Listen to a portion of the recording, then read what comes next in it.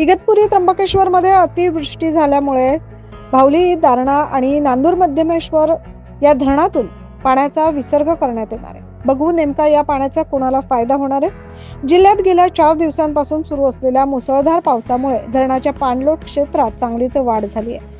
जिल्ह्यातील 24 धरण प्रकल्पांपैकी भावली, दारणा, नांदूर मध्यमेश्वर धरणामधून पाण्याचा विसर्ग सुरू करण्यात आला. हे पाणी जायकवाडीकडे झोपवलंय.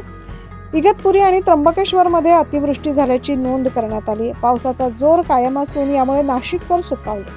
पावसामुळे नाशिककरांवरील पाणी कपातीचं संकट आता टळणार आहे. पावसाअभावी धरण जवळजवळ आता 1.5 ते 2 महिन्यांपासून पाण्याचा तळ गाठण्याच्या मार्गावर होतं.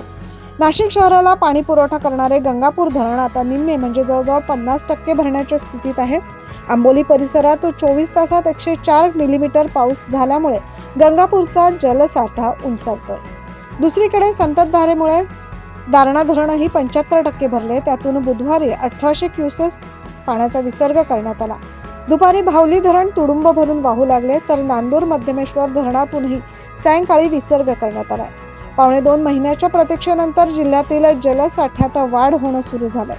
जलसाठा 30% पोहोचला असला तरी आजही 6 धरणे ही कोरडी ठाक आहेत. आंबोली परिसरात 24 तासात 104 तर त्र्यंबकेश्वर मध्ये 101 मिलीमीटर पावसाची नोंद झाली. 65 मिलीमीटरच्या पुढे पावसाची नोंद झाल्यास तो अतिवृष्टी म्हणून मोजला जातो.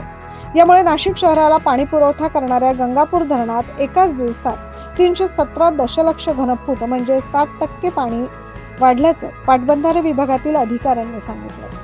दारणा धरण 81% भरले आणि दारणा धरणातून 8000 क्युसेसने पाण्याचा विसर्ग करण्यात येतोय. तर नांदूर मध्यमेश्वर मधून देखील केला जाणारा 3000 क्युसेसचा विसर्ग आता 8000 क्युसेस करण्यात आला. कडवा धरणही 81% भरलंय. या धरणातून जो पाण्याचा विसर्ग देखील सुरू करण्यात आला. नाशिक जिल्ह्यात पडणाऱ्या पावसाचा फायदा जायकवाडीला होणार आहे. नांदूर मध्यमेश्वर मधून पाण्याचा विसर्ग सुरू असल्याने हे पाणी देखील जायकवाडीकडे झेपावलं.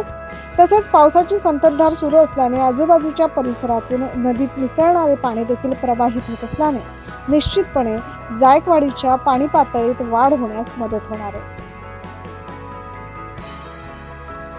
Bureau report 9 news Maharashtra.